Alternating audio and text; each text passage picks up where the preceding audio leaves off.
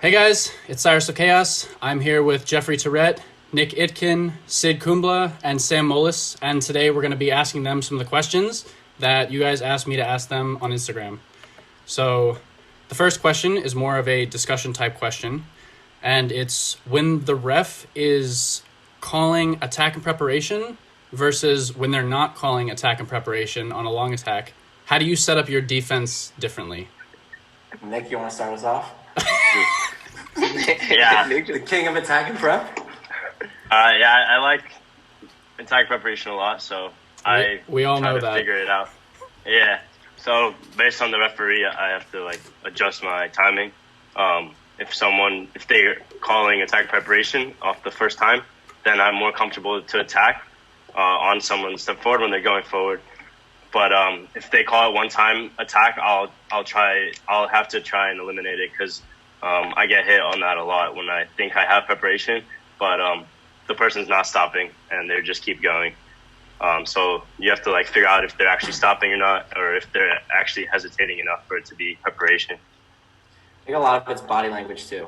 Especially when Nick does it, it's explosive. You know what I mean? It's not like he's just breaking distance and then doing one advanced lunge. I mean, it's in and it's bam, and then he yells really loud and walks back to the end of the strip every time. So I feel seriously, for someone like me who doesn't do attack and preparation that much, a lot of times I stay in the lunge and look at the ref and I'm like, please, you know what I mean? And it doesn't. It's not as especially when it's so varied right now. It's very subjective. I think body language is pretty crucial when you're doing something attack and prep. So say the ref. Go ahead. Yeah, I think when you Sam made a good point. When you are going for it, you want to go with confidence, right? You don't want to have this hesitant kind of, am I doing attack and preparation or am I doing a counterattack with lunge? And the way I see it is you will probably never get attack and preparation with just a lunge on defense. Yeah. You most likely have to do it with advanced lunge or a step forward lunge, right? That's showing that you're actually beating them to the initiative, right? Then a lunge is always unless they stop and search, you're probably not going to get it, right? But if you do an advanced lunge and they look like they're reacting and you do it confidently, Nick does this really well. I think Geoffery does it pretty well. Sam does it well off the line. I don't do it that well, but I think that's really important. That's what I think all of us have seen as what refs are giving it. If you do it confidently, you're doing it with a step, and the ref thinks it's attack and preparation, and the guy kind of hesitates, that's pretty much a pretty sure call attack and preparation, at least right now, what we're seeing. Yeah, I also think what Nikita said about trying it early on in the bout is pretty important because you never calling. know what the ref's going to call. Because the differences between the attacks and prep and the preparations of different fencers are so small, it really depends on the referee and the bout itself. So I think trying it early on, seeing what the referee is calling and what he's going to, think about the action that you're doing, it's important to know whether you can keep doing it in the future or you have to stop and ease up and stop getting touches. Because if you try it later on in the bout and it doesn't work, then you're kind of put in a rough spot. So say, for example, the ref, you execute it perfectly, confidently, you feel like it's definitely yours, it's at the right time, they're basically standing in place, their arms behind their head, the referee still calls attack. How do you defend yourself in that situation when attack and preparation is not an option at all? Throw it out. You be a big boy. Which is really tough. In the moment, it's really hard. You want to just prove that you're right, especially when it's something incredibly obvious.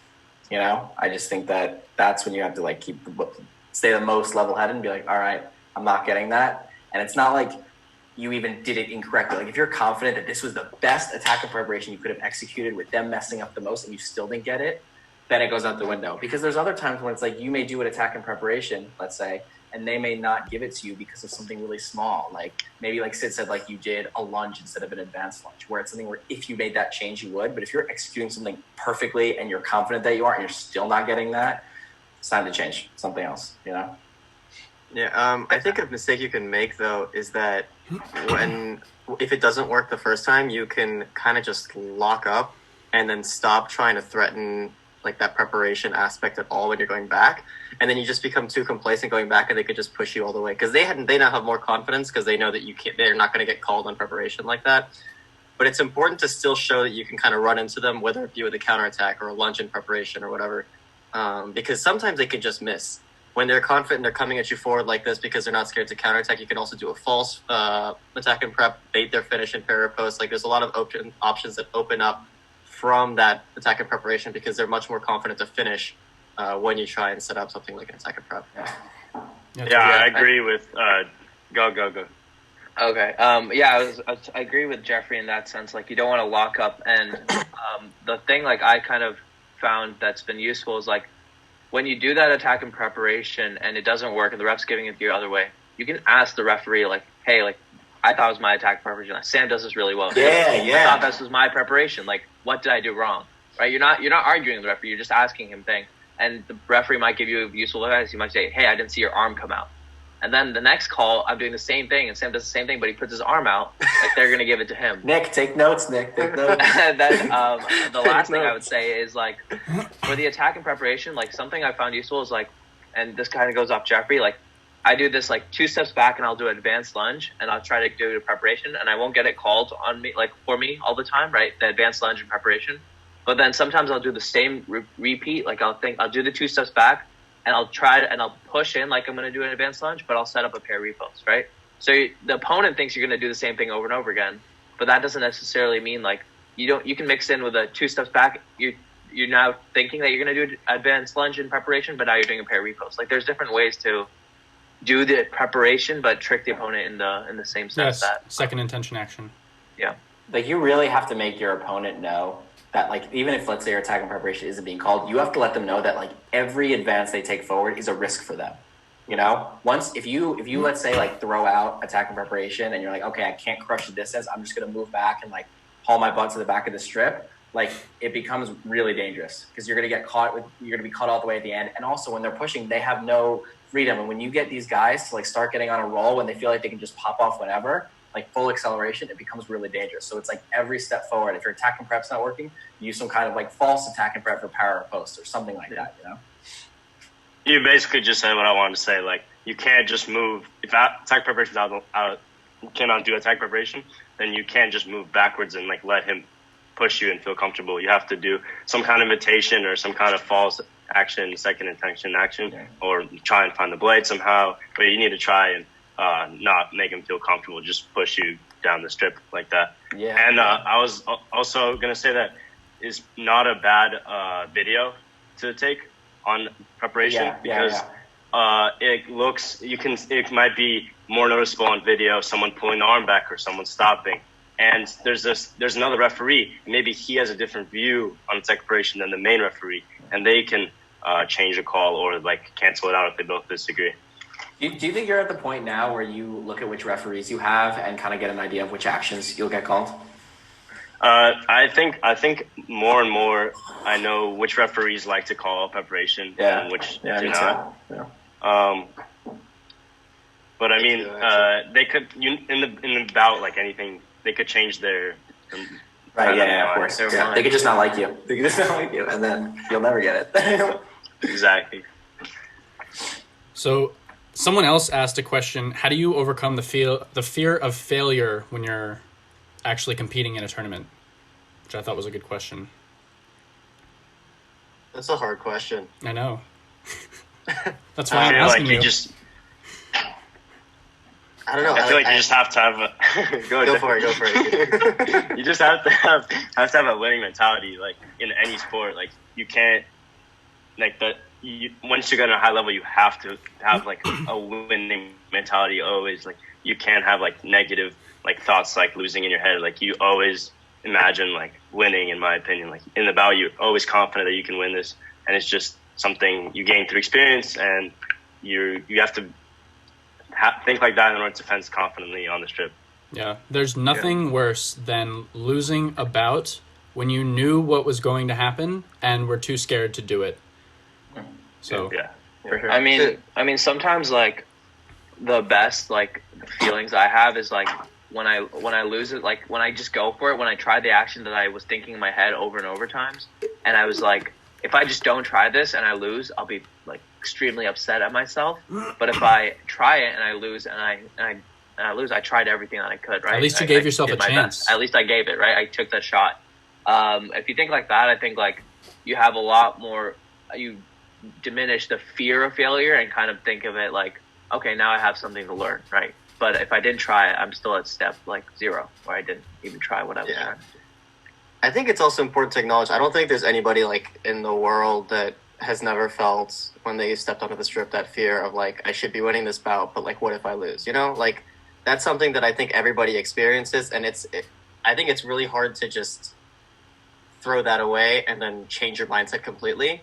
But I think it like a really useful tactic for me is just acknowledge that yes, I'm feeling this way and I'm stressed, but this is like I've been in the situation before. You fenced so many fences in the past. Just trust your fence and trust your ability, and even if you're scared, just trust that you can condition your body to perform even when you're having these feelings, because the feelings themselves only affect you if you let them. If you acknowledge them, move past them, and then go forward into the bout, then I think it should be fine. You should be able to get over that hump.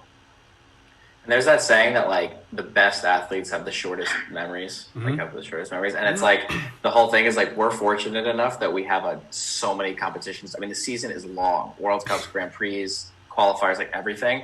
So like if you're an American fencer in the top 60 in the world, you're flying 14 hours to get to Shanghai, and you lose your first bout in the 64. It's just like it can suck. It can just suck. You know what I mean? And it can stick with you, and it's like this. You have St. Petersburg in a month. You know, there's not a lot of time to just sit and ruminate on this loss. So the quicker you're able to kind of recover, and obviously with all the learning and stuff like that, but just to kind of not hang up on the loss, learn from it, but not hang up on it. I think because once you start getting stuck on it, it's just a ball rolling down a hill. Yeah, totally. And one of the things that I always tell people in fencing is like in sabre is that sometimes when people are scared to go for an action, there ends up being like a lot of simultaneous in sabre. And people tend to do that because it feels safer to them. But in my opinion, it's actually riskier to do that because if the other person decides they're going to do an action before you, they're probably going to win the bout more often than not. And so you just have to have the mindset that like if you take a risk in a situation like that, it's smarter than being scared and, you know, just playing it safe. Like you're not going to... It's a self-fulfilling prophecy. You're not going to win like that. So yeah. In addition to that, I think when you try an action, you have to be 100% confident in your action, because sometimes being scared can lead you to like half lunge, for example, on an attack or something, where if you had full lunge, even if they parried, maybe they would have missed their riposte because you were so committed or something like that. Yeah. It's just when you are 100% sure of every action that you're doing, even if it's the wrong action, there's a chance you're going to get the touch. Like that's just...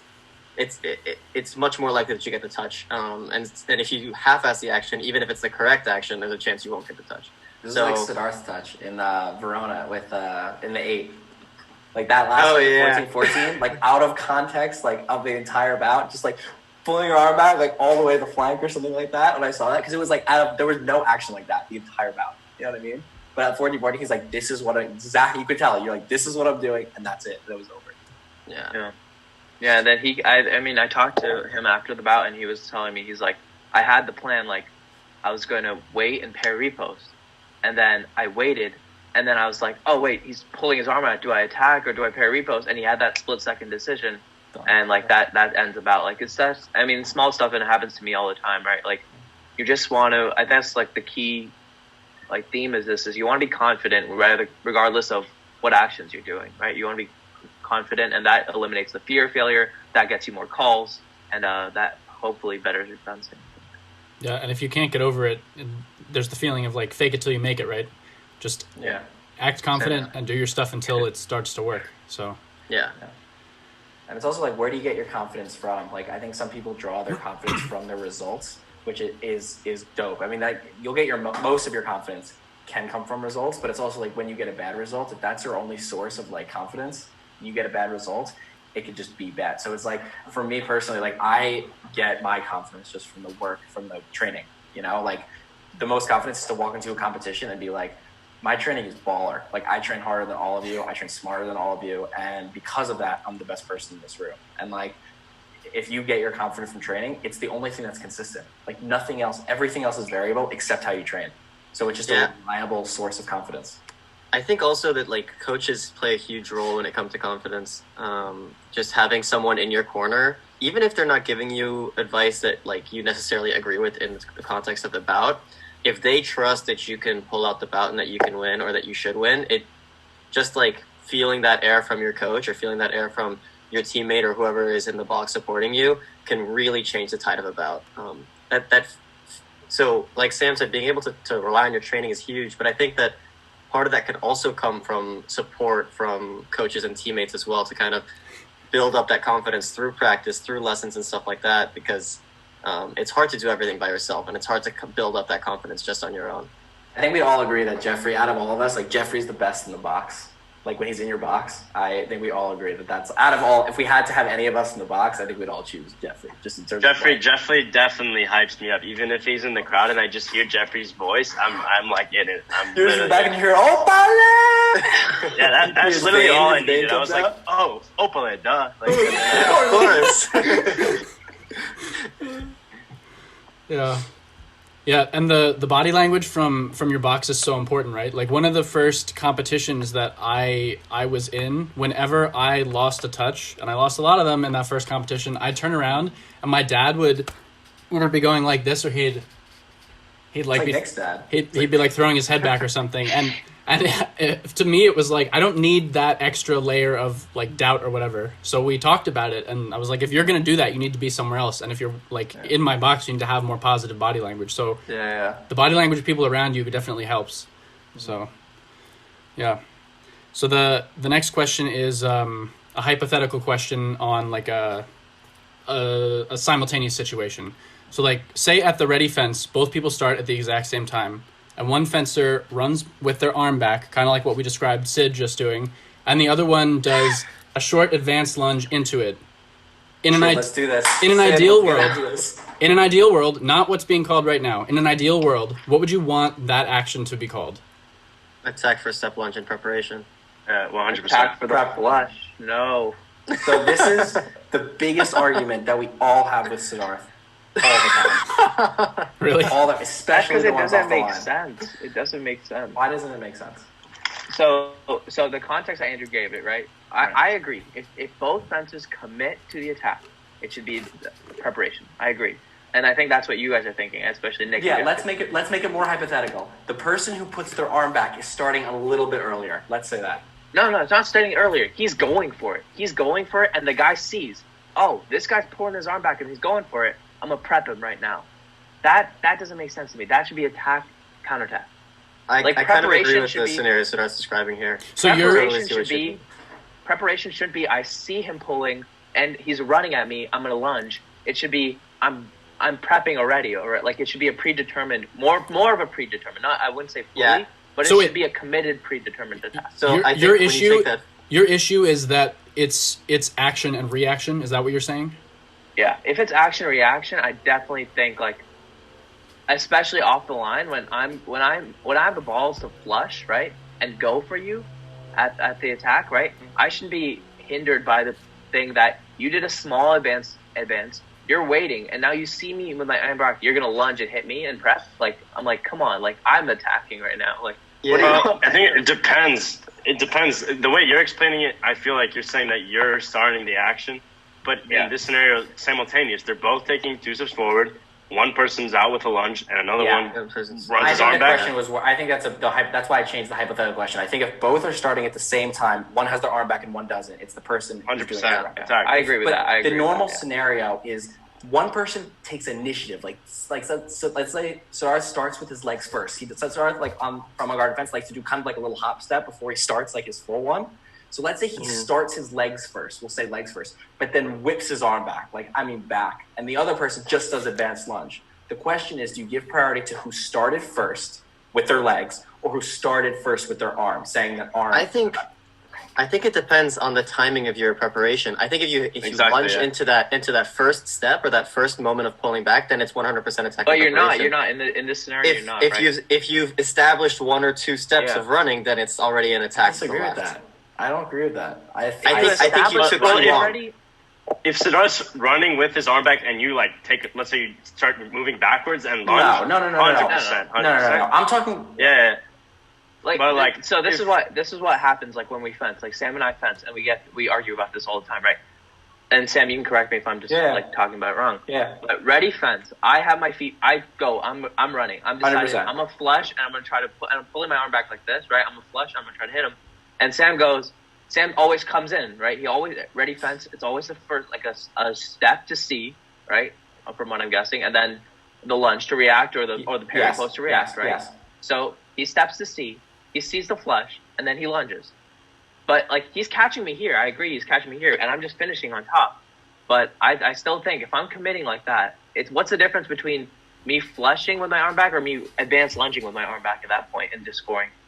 I think it depends on the timing of you bringing your arm back. If your arm has been back and you've established that attack for 1 or 2 steps, then you're too late to hit in preparation. If it's like during that first step when you hit like here, then it's like 100% preparation. I mean, obviously, I think the ambiguity comes in when because when Siddharth does it, he like 100% it looks like he's starting the action first. Like without a doubt, like you can tell, no one will disagree that it's like the movement is coming on his end first. That's why it starts to get a little bit confusing as to like, because from a ref's eye, it just looks like one person, especially when they're like so they want to call attacks so badly.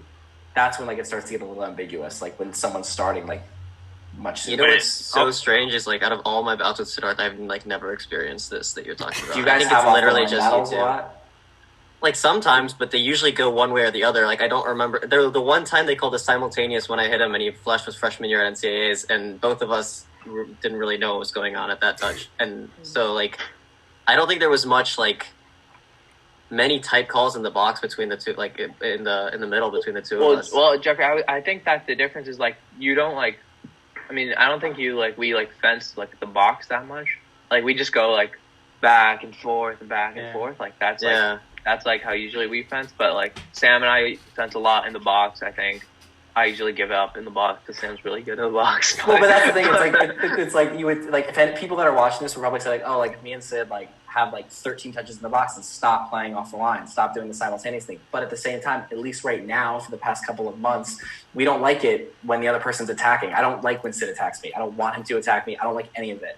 And at the same time, Sid, every like couple of bouts, my attack is on. I'm hitting him with this one over and over and over again. And he doesn't want me to attack him anymore. And it becomes like, who's going to give ground first? And that's why it like always goes like down to the line. And also, I feel like in general with fencing, like the beginning is a lot more flowy, but towards the end, it starts to become a lot more tighter actions than you see like at the end. I think winning off the line is definitely gives you a huge advantage. Of course. Gives you control of the first action. Almost always, yeah. Unless you're Nick, you have that defense back you up. Take a few steps back to advance lunge.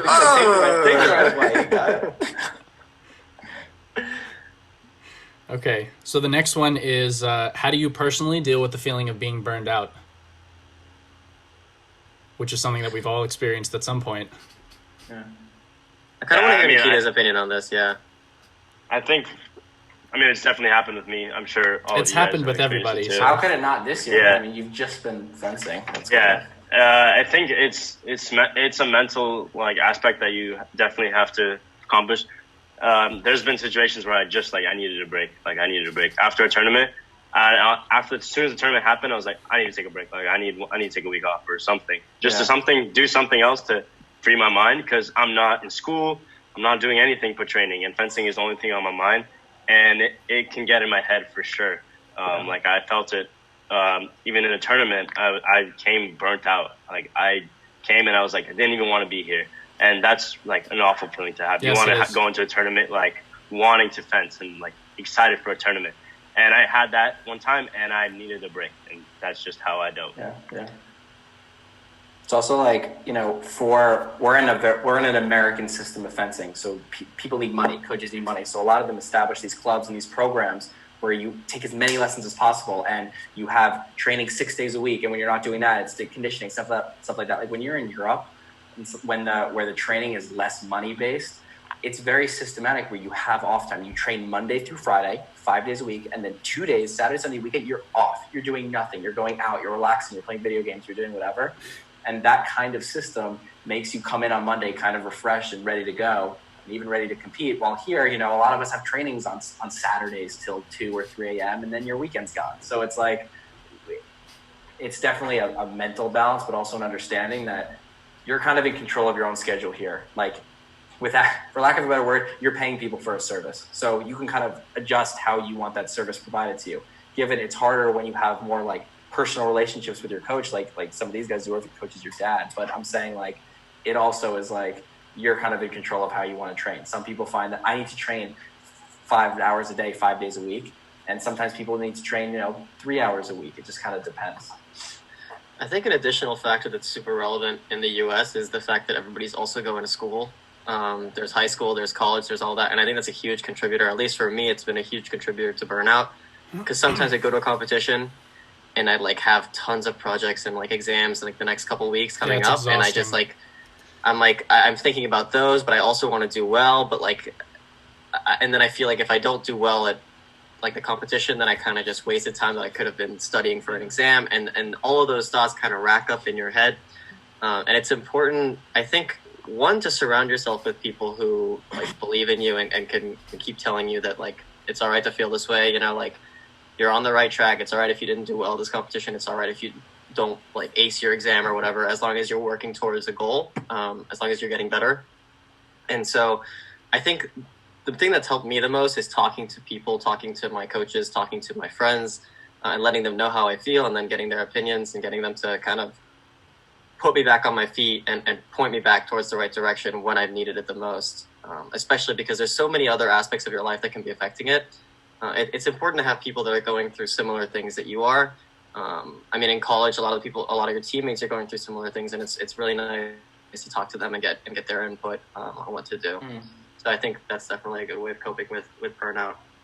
Yeah, I mean, I'm sure like Geoffrey feels the same way, but like when we fenced pretty much like every day, almost like 5 days a week, growing up from like elementary school, middle school, and high school, and we did that like consistently. And honestly, like I can say like pretty confidently, I never felt like burned out at that age, and I really only started feeling this like kind of burned out experience when college came and like. Yeah. When life got real, right? When now the only thing you aren't doing, you're not just doing school and fencing, you're doing college and fencing, which is much more different, I think, because you have the social aspect, you have teammates, you have college fencing, you have NCAA fencing, you have like USA fencing. And you're looking for a job. I'm looking for a job, right? Like, so there's all this stuff that's going on simultaneously. And I guess like the biggest thing I felt, and I did like I made this mistake a lot in college, is I always would go like I have to just totally commit myself to fencing. Like fencing is the end goal. Like we're gonna like work out 5 hours a day. We're gonna train 3 hours a day, and then we're gonna do this. And that actually like didn't really help my fencing at all. Like what helped my fencing is training super smart and training those 3 hours or 2 hours a day for let's say 4 days a week or something.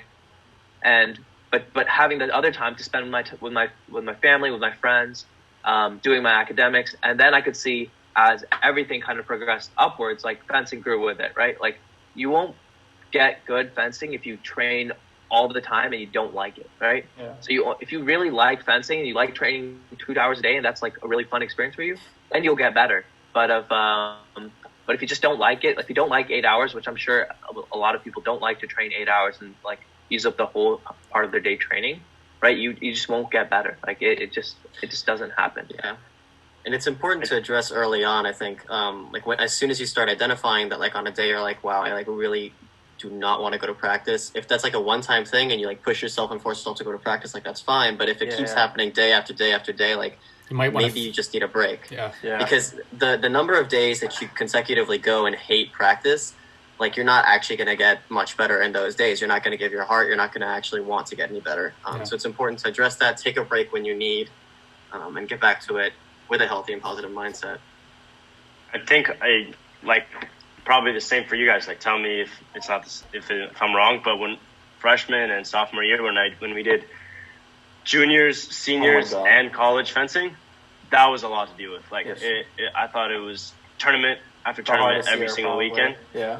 And I was really struggling, and I was feeling burnt out. But at the same time, every practice, it was like interesting somehow. There was something new going on every time. Like you would have a new drill or someone you really want to fence with, or sometimes you like warm up with a game, and that just kind of like gets you into training and more excited to train. Even though I'm combusting every single weekend a competition. Yeah, keeping it fresh and mixing it up is really important. So yeah, like for example, like when and Nick just spoke to this, like the best thing is like going into a practice with like a goal, right? Like I always wanted to beat someone at practice, and that became fun. Like coming into practice being like, I want to beat someone, like I want to beat this person, I want to beat that person, or I want to beat someone during this using this action, and like making it much more competitive. Like that makes it fun rather than just bouting like 5 bouts a day, and you're just like, it doesn't matter if I win or lose these bouts, I need to get these bouts done. That's not fun, right? Like winning and like actually like having that time with your friends who are your teammates essentially, that's what makes a better practice for me, at least. Yeah. And also something crazy for you guys, like you just like Geoffrey and Sid, like at the same club, like their entire lives, like going every day, like fencing someone you're like competing like for a team with, you know, like I mean there were times where like they were like neck and neck for like points and like this stuff and like whatever, and like obviously they fenced a bunch of competitions, but like you kind of go into practice every day being like, I gotta prove myself today. That's what I would do. Like every day I'll be like, I gotta do it today. I don't know if I don't know. I didn't really feel like I was super strongly competing with Siddharth, because the thing is we were rooming so much that all we would do is like think like as a cohesive 2 people, who do we have to beat? That was like our whole thing. Like every night we'd like look at the pools and find the names of the people in the pools and watch some video of them fencing some random French guy from like 2 years ago. Like that's what it used to be, and we wouldn't learn anything. Like that bout from 2 years ago wouldn't really help us, but like, you know, it was all like when we were training at the same club every single day and traveling together and everything. Like, it was like it was like we were like one thing, one person. Yeah, I would say like it got to a point where it was like, let's just like we were like working together to get these wins, and like at practice it was funny. Like some days like we'd miss each other and we get mad at each other, and then you'd always ask, if you lost, you'd always ask the guy you lost to for another bout. Yeah, and the most shame you would receive is losing 2 bouts in a row on the same day, and that would mean you would have to fence them the next day. And even if you won, you would have to ask for another bout because you have to go 2 and 2. So that was like fun, and like that. I guess that's what like kept me like, and Michael was in this too earlier on. But we just like wanted to beat each other every day, and it was fun. And then, but when we went to competitions, we knew like we trained so many hours together that like we wanted to beat the rest of the people. Like we wanted to beat Nick at LFC and Sam at BBFC / Yeah, but it's also like you also like practice. Like competing is like it's a skill. You got to practice it, you know. So there's nothing like going to a competition being like, I do this 5 days a week. Every single. It's not that we wanted to like prove it's not necessarily that we wanted to like become the best at practice to like prove that we would do better in competition. It's just that we didn't want to lose to each other at practice. Like every practice was its own little competition. It's like we took every bout so seriously. Every time that somebody made a bad call or a call that we thought was bad, we would go to the security cameras. we would turn on the security cameras and watch video of the calls, and then still argue because it's all super grainy. You can't see the blades or anything, but it was still my pair of post or whatever, you know. Like there's all these like. That's just how it was, and I think that's like a really healthy atmosphere to have. I think it really just drives you to get better. I totally forgot what we were talking about. What was the prompt of this? Burnout. Yeah. I think the ideal practice is 2 fencers similar level, both like very competitive, and a referee. Like those are the best practices. Yeah, because you're really running small practices like that. Like we do like three kids a strip. And it'll just be like the same level fencers and 1 refs, and then the winner stays on, and you just keep going. Multiples of 3 is definitely the way to go. When you get a 6-person practice, that's the best. That's the best because you're gonna get also like 5 strong bouts in, which is a competition. You know? Yeah, that's a good point. So it's like really ideal. Yeah, cool. Same, bro. Yeah, I do it all the time. All the time. So the next question is, have you guys ever had an epiphany that made a huge difference in your fencing?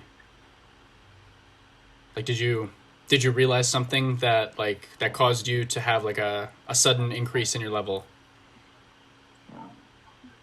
I think the biggest thing for me was realizing that epiphanies don't really I don't think that they happen.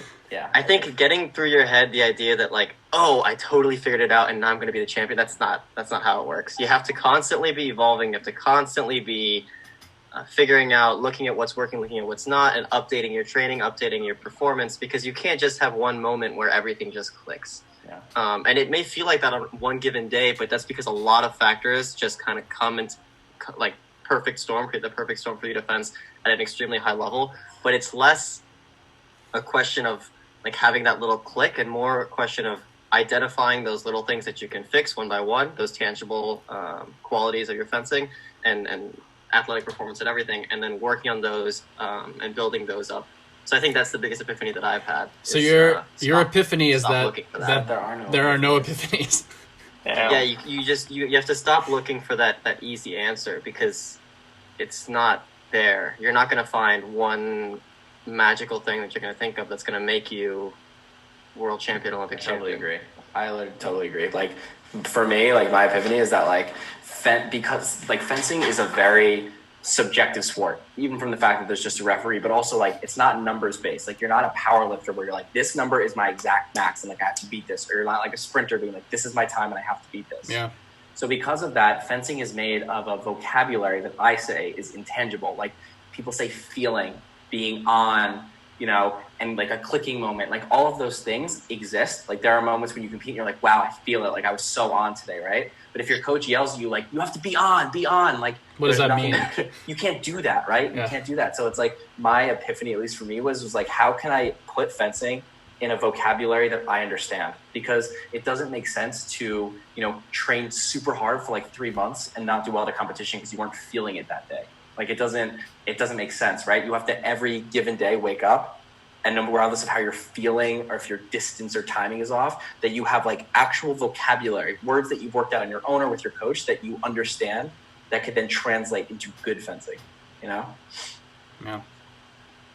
I would say like the closest thing I've had to an epiphany, and I totally agree with Geoffrey and Sam in their progressive like aspect of fencing and how it is like a learning process.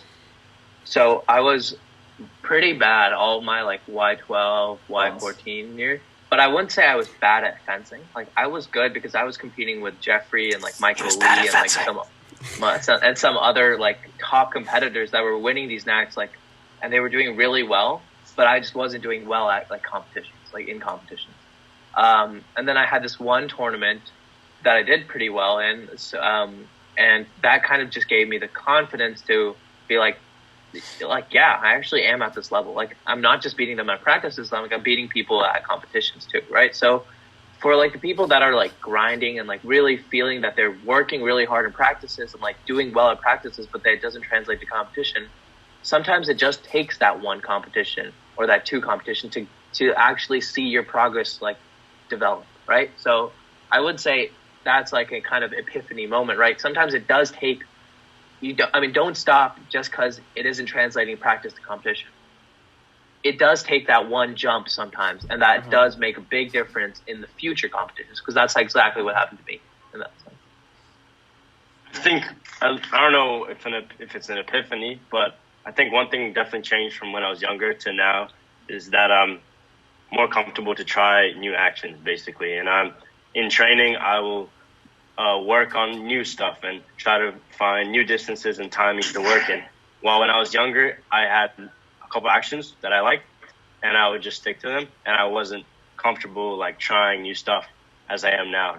And like when I was younger, like I would just like camp right at the end of the strip, and I like to just wait. But now like I feel way more free to try new actions, and just trying new actions and doing new stuff really helped my fencing. What got you to the point where you felt willing to do that? He was just losing. He was just yeah. It was just in training. Like I trained on different actions that I normally wouldn't do, and in training I had to like force myself to do these actions, even if I lose the bout. Like I'm trying something, and eventually, if I'm executing it right, like it's gonna start working. So even though if I fail at it in practice, I might feel comfortable with it later on if I keep trying it. And eventually it's going to just be part of my fencing, and I'm going to be doing it in the tournaments as well. Yeah. I think one of the things that's important is that like practice, people sometimes forget, like you want to win in practice sometimes, of course, but practice is a place to practice things. And if you're just going there every single day and doing the things that you're very comfortable doing and like beating everyone really badly, that may not help you progress all the time. So Yeah. Yeah. It's especially relevant for me today because in LA, I don't have like a lot of fencers my age or my level yet. They're younger kids, so I have to. That's all I do is I try new actions and new timings, and that's like my practices right now.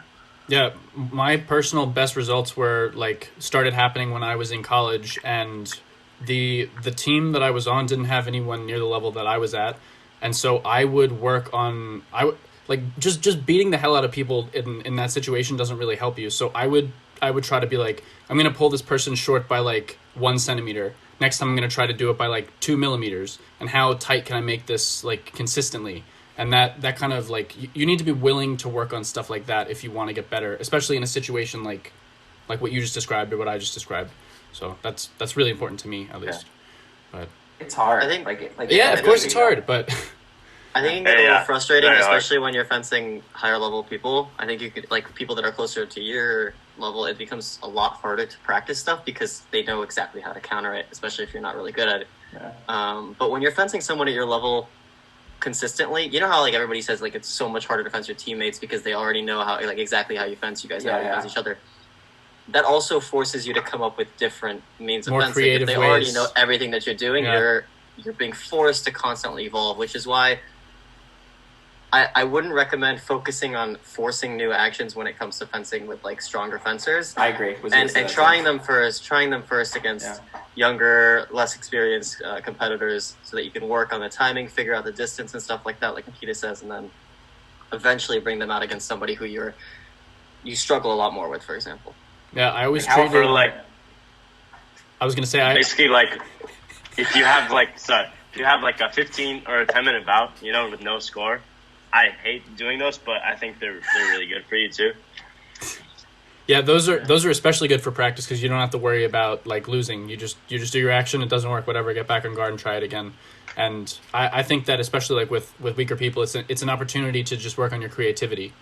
So that when you fence someone good, like Geoffrey just said, you'll know what you're doing and you'll be able to get it to work on them too.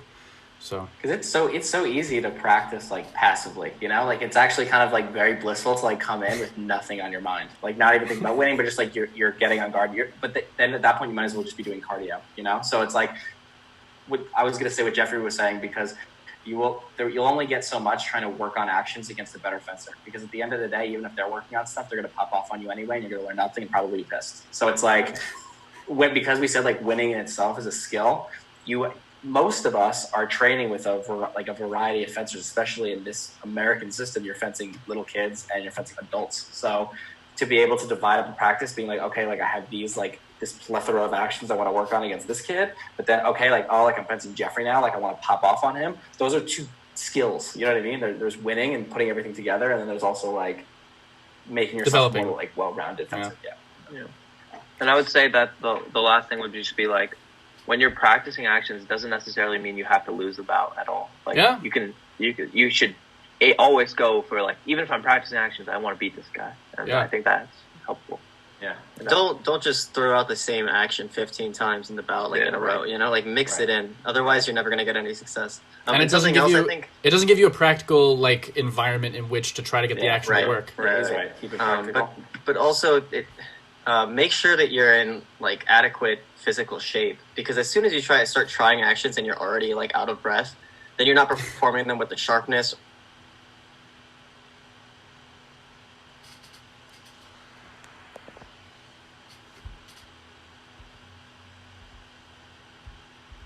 When you're in competition, you're going to fence at a knack, which is a lot of like bouts. 8 or 9, 8 or 9 Ds if you want to get to the finals. And then once you make it, you're not going to be, if you're not in that like super physically prepared state, you're not going to be able to perform all the actions that you've been working on. So something else to keep in mind is to make sure that you're in really good physical shape before you try and work on these actions, so that you know exactly when you can and when you can't execute them. There's also a magic to the final strip where you're just not tired anymore. You know what I mean? You know, like you're like, I don't know you're about running that. through a knack. By the time you get to the floor, you're that just, one. Not tired. I don't know. Like, I started having these like with the mad like hand cramps when I get to the top 4. Like my hand just locks up on my blade and I like can't let go anymore. I mean, it doesn't really affect the fencing that much because it's just like there, but it kind of hurts, you know. So the last question I've got for all you guys is, What is the biggest problem you've ever had on your way to a tournament or the day before a tournament? Oh boy. Going to a hospital with an allergic reaction to nuts. Oh yeah. The bad one. Yeah, that's a big one. That blows. Were you able to compete that time at all? Well, actually, this was after. Well, this was after, but it was the same thing. Like, it was before day. It was before day 2. I'm not going to tell you if I made day 2 or not, but it's still like, it's all the competition. You know what I mean? Like, you start competing the second you get on the plane. So, I like that. That was my story. That's a good one. I'm trying to think. I mean, one time I was on my way to Bulgaria and they lost everything that I had. So I had to borrow extra equipment from everyone in the venue. One time, Geoffrey. Yeah, I've had that for sure. One time, what's it? So this was with Geoffrey and Nick. I think Nick was there too. Or yeah, Sam wasn't there, but Sam was around the proximity of the area, but didn't actually experience it. So Geoffrey, we're in Cuba. And oh boy, Cuba is like super, like this is before a team competition, but we were touring the city, and we wanted to buy like some cigars for like memorabilia. This is a legendary story, actually, right? Right. So we want to buy cigars, and Nick and I are like in the market, like we're being very productive. We're like, there are fencers at the stadium. They know people that they trust. And we'll buy cigars from them because we don't want to, of course, go and meet someone that we don't know. Yeah. We're walking, and we just had lunch at this like nice place, and we're walking out, and there's this guy who walks up to Geoffrey and goes, "Cigars," and we're like, "Oh, like Geoffrey will do the common sense thing and ignore him," and he goes, "Oh yeah, sure, yes, I want cigars." And we were like, Geoffrey, first of all, we weren't even sure if we actually wanted cigars. We just wanted to like have the prospect of buying them. And then we're like, oh, okay. So the guy's like, Geoffrey, why don't you follow me? And Jeffrey's like, come on, guys, let's go. And we were walking through like alleys, like alleys of like places that we've never been. And he's like, we're no longer in the tourist area. Yeah, we're no longer in the tourist area. We're in like a sketchy place now. And he's like, oh, come into my house. Oh my God. God. Which is like behind this fence where there's like an attack dog strapped like to the pole. And Geoffrey goes. Was it like an attack dog? It was like a tiny little dog. It was not barking, a big dog. bro. It was chained. It was chained to the fence. This is not It was Geoffrey chained at to all. the fence. This is like and nothing Geoffrey and so would do. Nick and I are like, we're not going. We got to dip, Geoffrey. And Jeffrey's like, he took us to his house. We have to go. So Geoffrey walks in, and I turn to Nick and I say, if we leave, Geoffrey could get in trouble. And Nick goes, all right, we have to go. So we both go in, and this guy basically has cigars, and he's like, can you buy this? Can you buy this? And I said, I'm not buying any, Geoffrey. You have to buy some. And Geoffrey goes, I'm not going to buy any. And then the guy starts yelling, and we try to leave. Okay, to give some detail, he had like 2 or 3 boxes total on this table. So we're looking at this table, and there's like nothing there. It looks like such a scam. And there's like this guy's whole like extended family of uncles is like sitting around watching, like big guys like staring at us, and we're like looking at it. And Nikita's just like whispering to both of us, like he's like taking turns, like, dude, let's just go, dude, let's just and he's, like going back. No, I remember saying like, I'm like, okay. You know, if he doesn't buy it, like we're gonna die. So yeah, you better buy the cigars. And the guy goes, you're buying this, and he goes, and then Geoffrey and Nick go turn to me and say, Sid, if we don't buy this, we're going to die. So actually before that, what happened? So initially we said no, and then he kept bringing the price down, and then we said no, like we just want to leave, and then he slammed on the table, and then brought the price down to like half of what he had originally offered. And so then I looked at Sid, I was like, dude, we have to buy this, and Nikki was like, we're going to die if we don't buy this. And I was like, Siddharth, you need to buy it with me. I can't buy this alone. So we shoveled up the money, bought these cigars, and just ran out of there. Yeah, there were also people behind us. So when I tried to leave the door open, the guy would like slam it shut. And at that point, I was like, okay, there's like no way out. Oh my God. And then we won the team event, so it was good. Yeah, and then we won the team event. So good luck, Chan, going on there. Because of all the adrenaline from that situation, right? Oh, good decision making. It taught us how to negotiate at the Shanghai shops. In the shops. Oh yeah, that was fun. That's a skill. We would like. Remember when Nikita went to the suits and he like talked to that lady for forever and she, like, so long. I think negotiated. Sam is so bad at this whole like negotiating with people in China because he feels so bad for all the vendors. Sometimes he'll even like ask to pay a little extra because he feels so bad. I just feel like, you know what I mean? Like you're underground doing these shops and they're like the first thing they offer, I'm like, that's fair. That's fair. That's fair. Like I bought like an off-white hoodie for the actual price than an off-white hoodie. Sam would buy something, like Sam would buy like a hoodie or something, and I would just search the whole shop to see how low I can get that price to be less than what Sam bought it for, so I can tell Sam, this is how much money I've saved more than you did. Something that he doesn't even want. I didn't even want it. I just wanted to bargain to get it lower. Man. Good times. For sure. The worst thing that happened to me pre-competition. Oh, tell them about Y14, the picture. Oh yeah. No. Didn't you guys wake up at 2 a.m. one time by accident and get ready for a tournament? Okay. I'll tell that story. So we were in Cabriès for a cadet European circuit, and I for some reason was really stressed out about waking up like late for check-in. And I had set like an alarm, and Siddharth had set an alarm, so we had multiple alarms. And I wake up, right, in the morning, and I look at the clock, and it's like 9 a.m., and our pool is supposed to start at like 9:30, so I'm like freaking out. So I yell, I'm like, Siddharth, wake up! Like, wake the hell up, we gotta do this! And like I shake him, and like Siddharth's like, what's going on? I'm like, dude, we're late, we're running late, go shower. And he runs to the shower, starts taking a shower. And then like I'm like packing my bag and everything, and then I look at the clock, and it says like 12:30 a.m., you know? I'm like, what the hell was I thinking? Siddharth walks out of the shower. I'm like, dude, I'm so sorry. Go back to sleep. It's like 1 a.m, bro. We gotta go to sleep. We gotta rest up for the competition. Only takes cold showers, which is amazing. It's freezing cold showers. Oh my god, he was so mad at me. I was so upset. You know, there was another time where Siddharth couldn't sleep, and because he couldn't sleep, he like in his head he was like, if I can't sleep, nobody can sleep. And so he just kept throwing his pillows at me. You guys are brutal. Just keeping me awake the whole night. I'm pretty sure we ended up doing pretty well at that competition anyway. Yeah. But like it's just like sometimes random external factors make you get bad nights of rest, bad nights of stress, but nothing really affects the way you fence except for it affects it, but you can still come out on the other side fencing terrifically if you put your mind to it, I guess. Yeah, some of you guys have definitely had like the weirdest things happen to you before a competition, and then you just pop off the next day, like little sleep, like lost equipment, like something happens, and then you're like, now I have to do this every time. Yeah, there's that. There's that.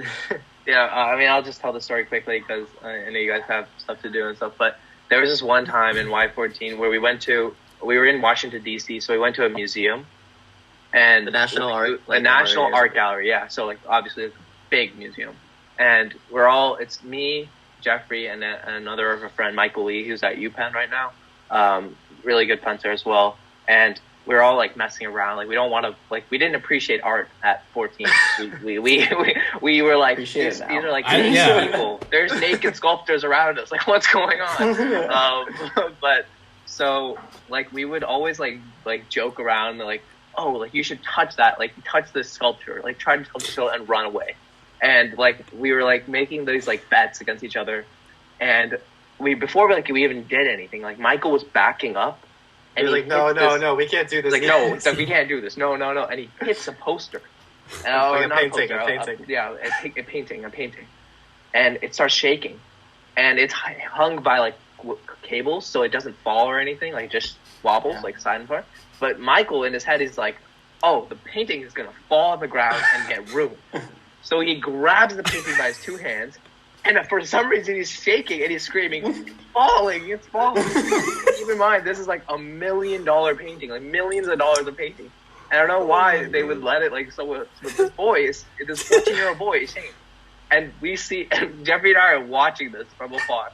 And we ran to the next room, and we're just, like, peeking from the door, like watching him shake this and thing. Security guards just bust, and they're like, code 145, like, we got it. Like, Michael's a thief. So Michael is shivering in his jeans. He's literally shivering. We're watching his legs shiver as the cops, like, like reprimand him and like don't they don't arrest him or anything, but they were like yelling at him for like shaking this painting, like what were you thinking, like what was it? And his dad, like who we think would be like super like oh like this is my son, like he wasn't trying to do that. His dad just laughing at him. He started laughing, and it was so funny. But it was the craziest moment for Michael that day, and he did so well in the next day. So I think like stuff like that. We lost to Nick. Oh yeah, we lost to Nick. Right. But I am going to point out that just because that helps your results, you should not ever go into strange people's houses or shake paintings illegally. Yeah. Don't do that. I mean, I think the best thing is like all these like stressful experiences, like you missing your flight and like you missing your bag, like they contribute to this process of like that's just fencing. Like that's like experiences you're gonna go through regardless, right? And if you take it with a grain of salt, like it doesn't affect you. But if you be like, oh, I'm doomed to fail, like that's gonna be the biggest. Yeah. But you also get an amazing story to tell. Yeah, like we have great stories to tell about all because big stuff. So it's great. And the last question, Nick, what was it like to win the CIP? It was awesome. No, yeah, CIP was like the coolest tournament in my opinion to compete in because you have fans, you have a big stadium. Yeah, like, other than World Championships, so, like it's definitely the place with the most like knowledgeable and 100%. Enthusiastic fans. So yeah, 100%. It was incredible. Like, I felt really good going to semifinal and final, and I was just like zeroed in and focused. But just like going back and like looking at it and like standing outside and seeing the line for like just to take a photo and stuff is like you feel like you're an actual athlete, and like that's just the coolest experience I've had. Yeah, totally. You should have seen this in the hotel room. Like we weren't even with Nick, and we got back, and we were just like, "What just happened?" Yeah. I remember we all felt that. We were like, "What is going on?" Because it's crazy. It's kind of crazy to think about. I mean, think about all these people in the circuit that are like in their 30s that have like never done this before, and you were this 20-year-old kid comes in and wins this competition. You know what I mean? It's not heard of. Like no one does. You know what I mean? Yeah. Anyway, and there's a lot of history there for sure. Yeah, I remember watching Nick that like on that tournament, and it was just like he was fencing, I think, Cadeau right in the 64 or something, and like Cadeau was like in the beginning, like he was getting like murked on like Cadeau was running at him, and it was like Nick was getting hit and stuff. Yeah. And then there was like this quick change, and then Nick was changing it up a little bit, and he was like starting making it close, and then Cadeau got off on a roll a little bit, and then Nick would bring it back, and it was like back and back and back. And I remember when Nick won, Sam turned to me and he goes, "Nick just really won that bout on experience." And I was like, yeah. Like he really just out-experienced a guy that's 10 years older than him, basically, right? And I was like, yeah, that's bad. And that's, like, it all goes back to, like, how do you absorb these, how do you take these losses? How do you, like, do all this? Like, that's how it comes out, you know? Yeah, totally. Guys, thank you so much for your time today. Yeah. It was great talking to you. Thanks for having us. Yeah, of course. Bye. Maybe as the months go by, we'll do something else like this at some point, so. Yeah, absolutely. For sure. Guys, stay safe. Enjoy your personal trainings and stuff. All right, sounds good. You too. Thank you so much. Right.